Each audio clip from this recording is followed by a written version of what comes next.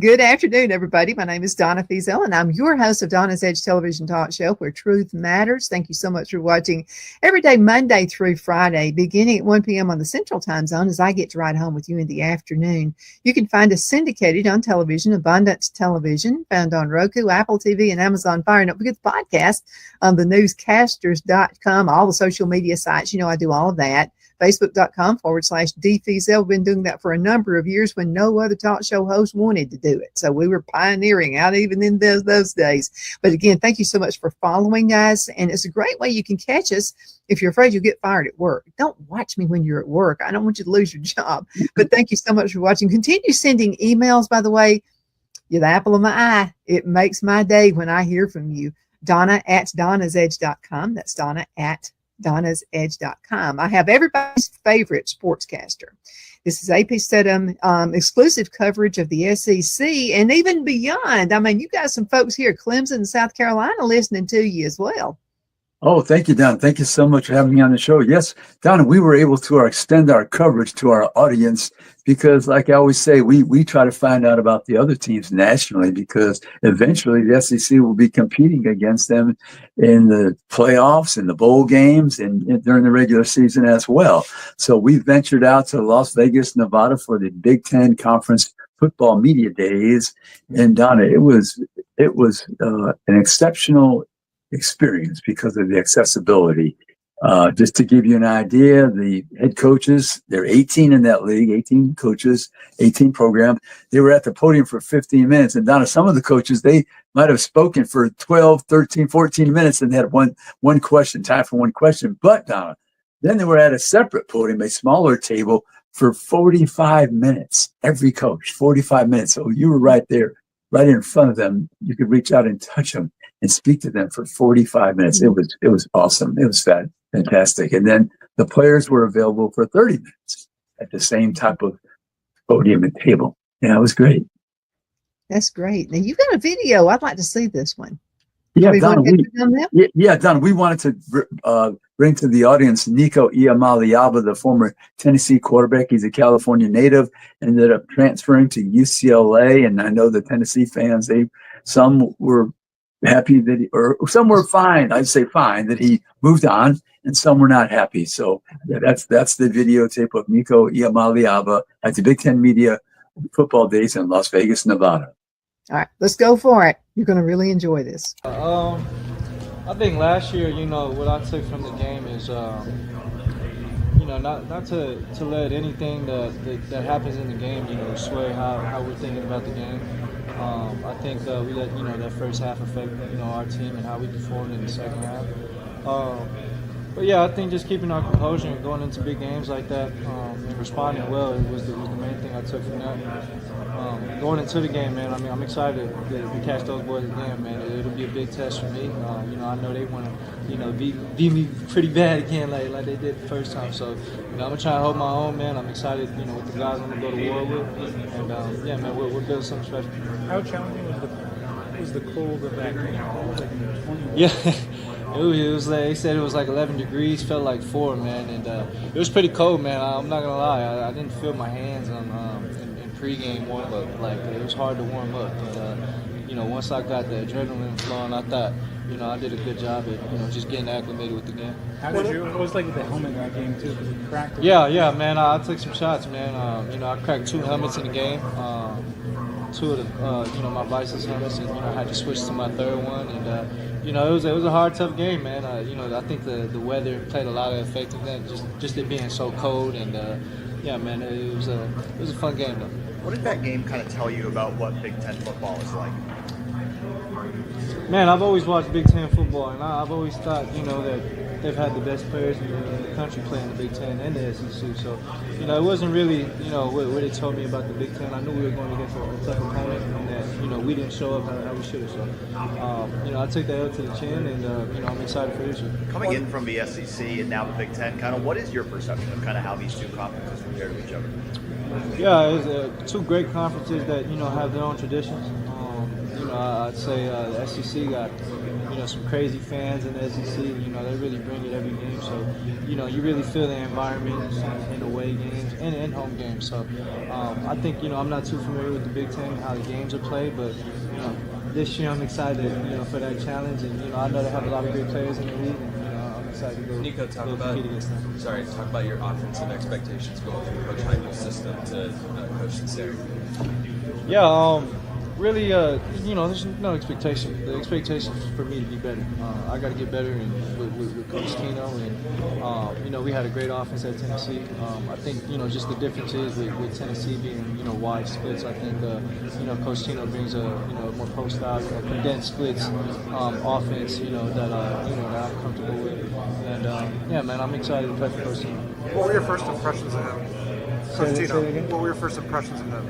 My first impressions of Coach Tino were, he's a high energy guy, man. He brings a lot of high energy, and man, I wanted to go play with him. The first day I met him, I felt that comfortable, and he just has that certain presence in him that makes you want to go play with him. One of the things that was written about Tennessee was there were some concerns about the offensive line.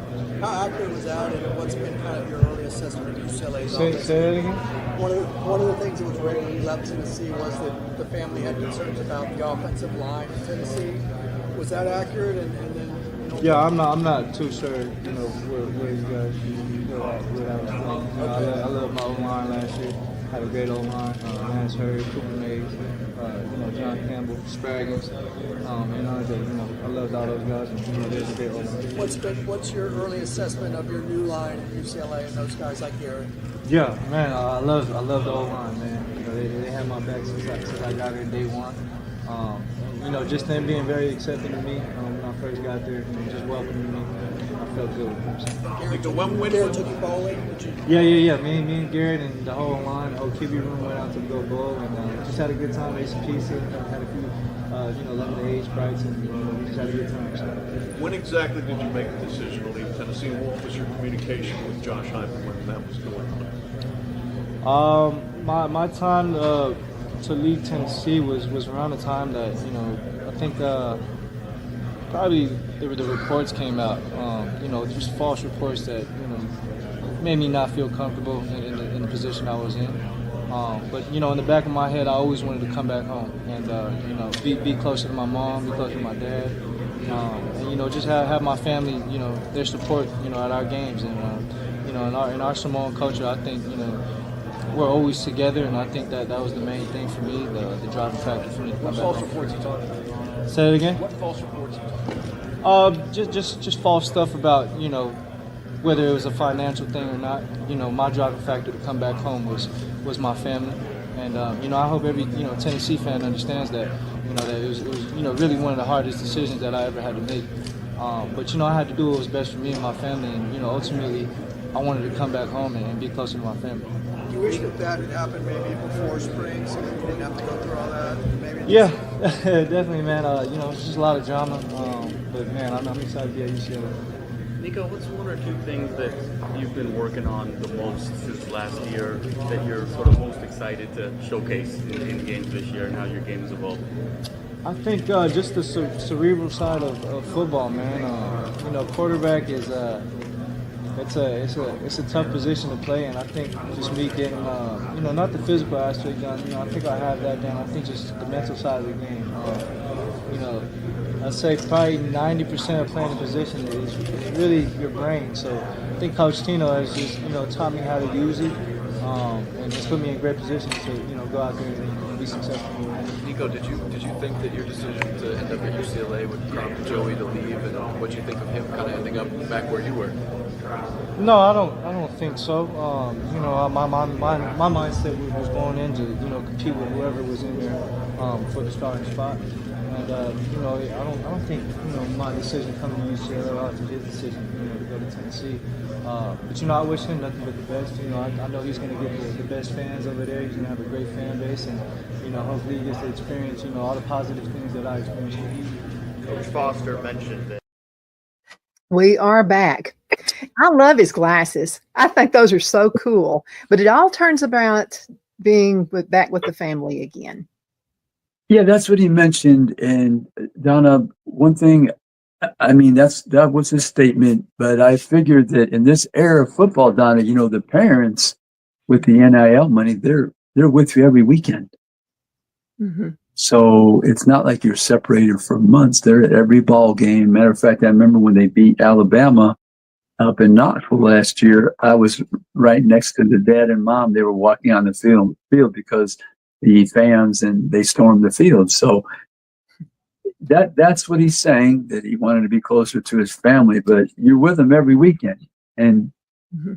if they want, they could probably move there with the NIL money that was made. Oh, I don't know if they would, but when you play pro ball, if he expects to play pro ball, and you can't be near your parents all the time, you may be in a team that's across the country 3,000 miles. So, but that's what he's saying to the people who question why he moved back to California. But that had no bearing when he made the decision to move to Tennessee, because he was offered a lot of money with the NIL. So that was, if family was a factor then, it didn't win out. The NIL money went out in the initial decision. Now all of a sudden it's the family that is most important. So Donnie, you have to take these situations and try to piece together a reasonable story, and that's his story that he told, and that's fine. But if you're interested in buying that story, he's selling it. I'll just say that. I just wanted to say this. The minute I graduated from high school, I was ready to have my bags packed and go. So it's just a difference, in people, I guess, I don't know. But there's something about staying put, though. And I'm going to tell you, about 90% of our viewers feel exactly the same way I do. It's like, get somewhere and stay. Just get somewhere and stay. Yeah, my feeling was that he wanted more financial incentive to stay at Tennessee, and the coaching staff, Josh Heupel particularly, made the decision, right or wrong, it's his team, that it was not worth offering him more money. We had an agreement, and he was making quite a bit of money in relationship to everybody else's NIL deal, and we weren't willing to extend a larger amount to this quarterback. So that's what it's all turned into. Let's go into a commercial break. We're going to be right back in just a few minutes. Queen City Used Car Sales has been serving drivers in the Northeast Alabama area for years with a quality selection of late model used cars, SUVs, and pickup trucks. On top of our extensive selection and competitive prices, we offer professional auto financing services for used car buyers of all credit levels.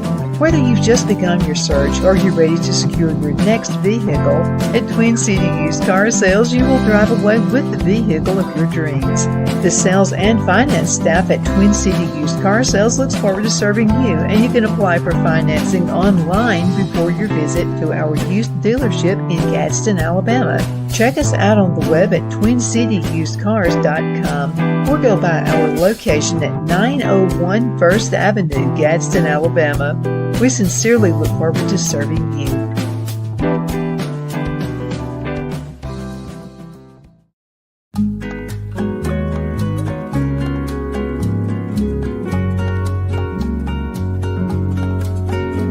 At Lamone's Mexican Restaurant, located in Henniger, Alabama, and voted Best Mexican Restaurant of DeKalb County, Alabama 2020, we're here to serve you with authentic Mexican cuisine. Order easily online by going to lamonsmex.com or call 256-657-3999 to place your order.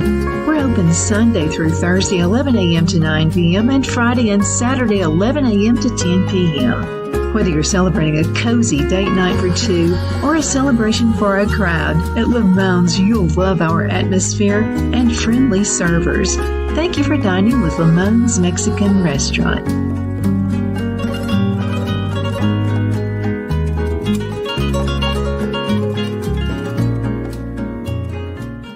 At Liberty Bank, we're all about community, whether it's to help with a charity fundraiser or help families in need. Toys at Christmas or a local football team, we're here for you. You see, we realize the importance of family. Sometimes it's to build a new home or necessary home repairs. We're here for you. If you like the feel of a small town bank with all the conveniences of a big city bank, we're here to serve you. You will find us at any of our convenient locations in DeKalb, Marshall, Etowah, and Blount counties in North Alabama. You can call and speak with any of our friendly staff at 256-659-2175 or check us out on the web at libertybankal.com. And thank you for your support of our community. Member FDIC Equal Housing Lender.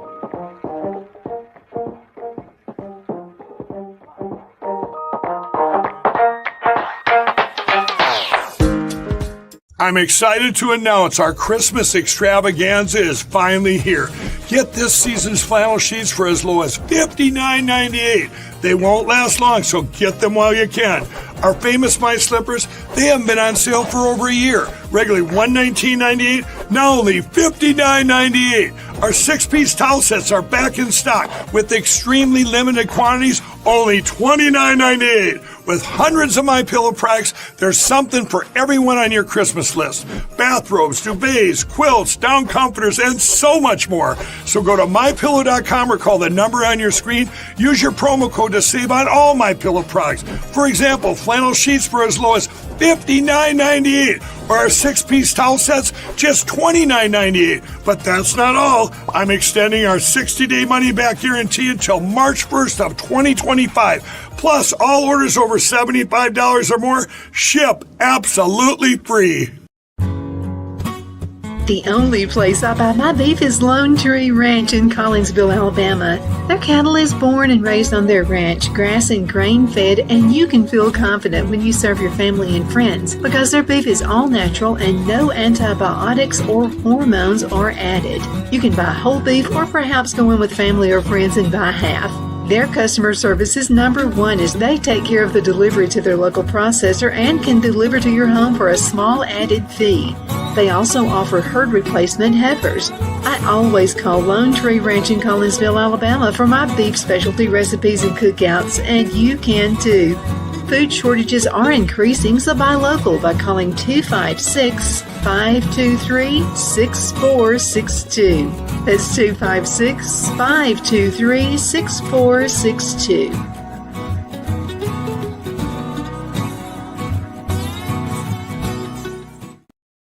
We're back. My name is Donna, and I'm your host of Donna's Edge television talk show where truth matters. So thank you so much for watching every day, Monday through Friday.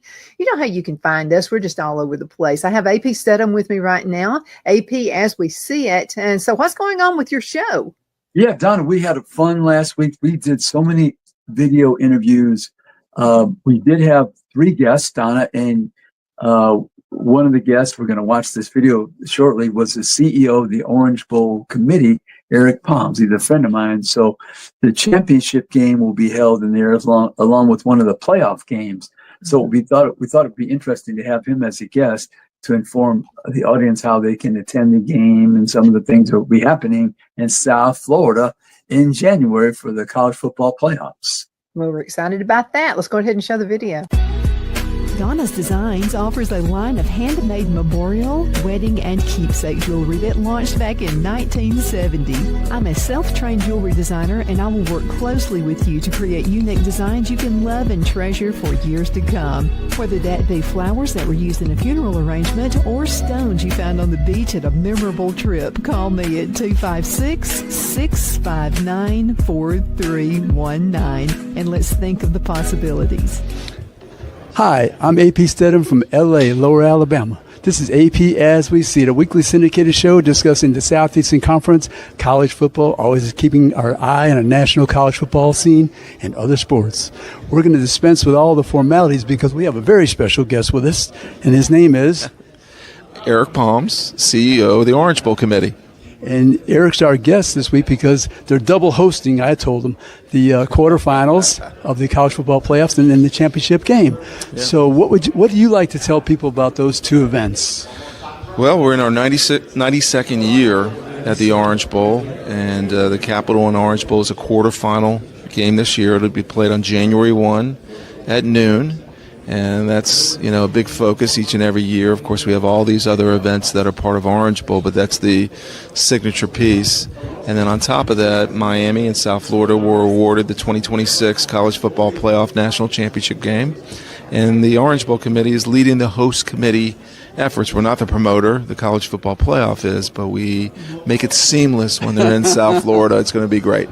All the hospitality from South Florida, you can manage. We're waiting for a lot of people, including you. I can't wait to be there. I love visiting South Florida, South Beach, party and beach. That's my two specialties. It's waiting. We want to see you bring your talents to South Beach. That's what I want to see. College football, the third one. Yeah. But anyway, University of Florida's finest, Eric is.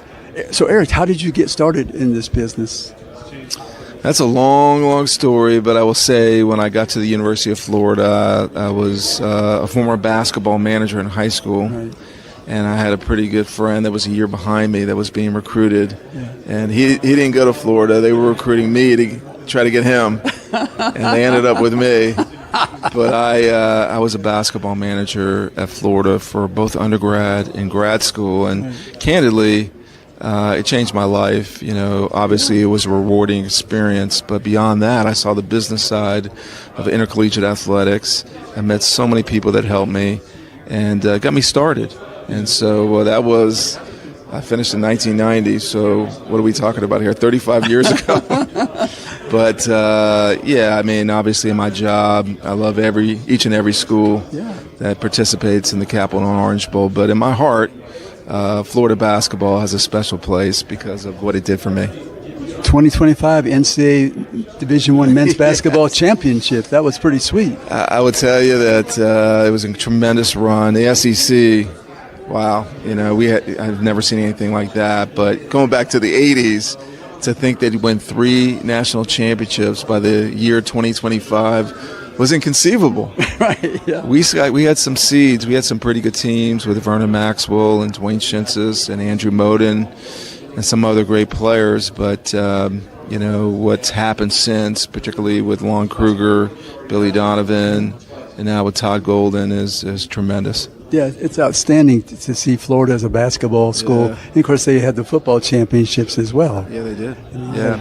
Yeah, we had a great opportunity in 2009 when Tim Tebow and the Florida Gators came down and went against that great team from Oklahoma, Bob Stoops, and so that was fun. But listen, college athletics is so colorful, and I'm just blessed to be part of this. I've been at the Orange Bowl for 32 years. 2 years. And this year is going to be unparalleled. Not only do you have college football in our marketplace, but the Florida Panthers, who just won their second Stanley Cup.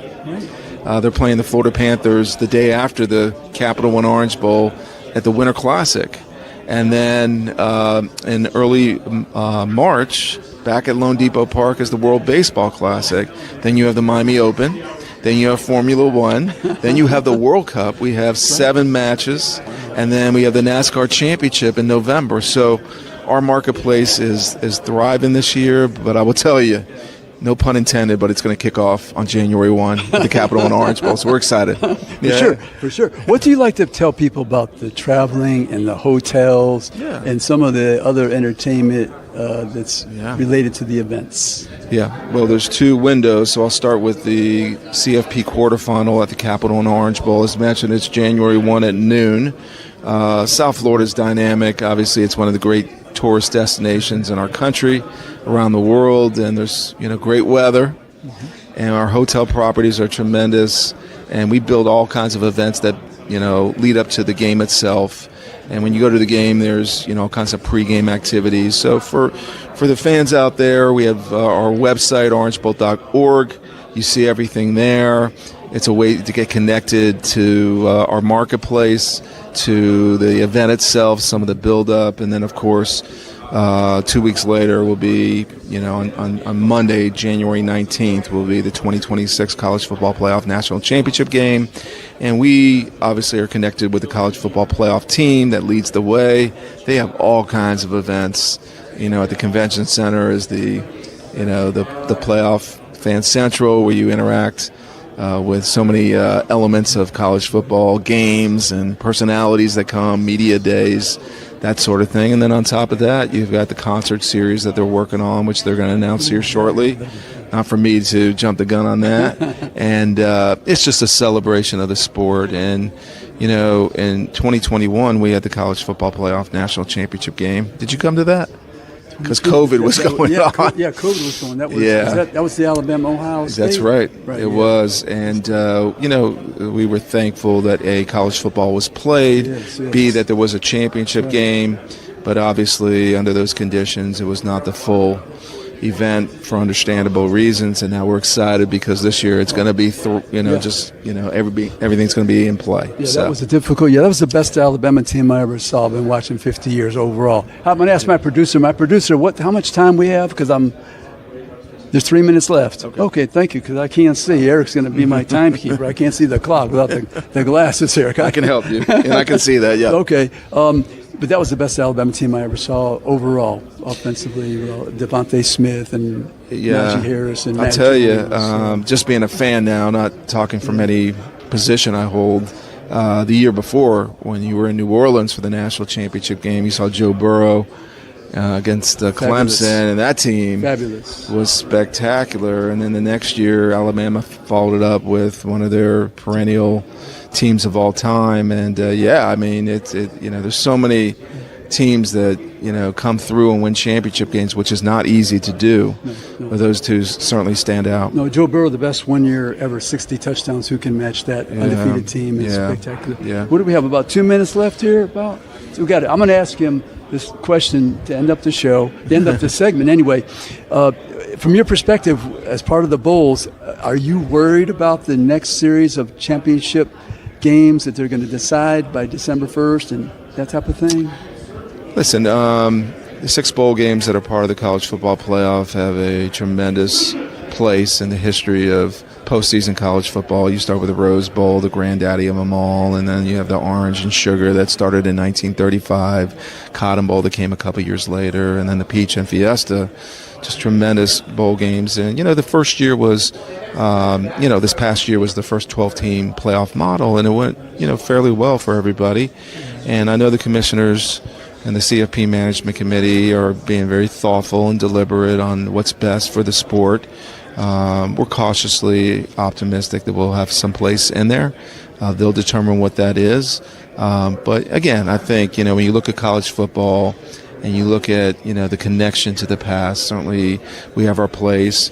And then you look at the ever-present moment we're in right now, and it's, obviously year 12 of the current 12-year agreement, and we have our place, and we're hopeful that in the next model that will continue. I'm very happy they stuck with the Bulls. I'm very happy they incorporated those, integrated those with the system, Listen, I only can speak for one marketplace, Miami and South Florida, what the Orange Bowl means to our marketplace. The bowl game is obviously the centerpiece, but there's so many other events that are part of that, and what its connectiveness to our history. Miami was founded in 1896, and the bowl game started in 1935. There's nothing that dates that tenure that the Orange Bowl holds, and it means because we give so much back to our community through outreach programs. So we hope so. Yeah. What time we have? We're done.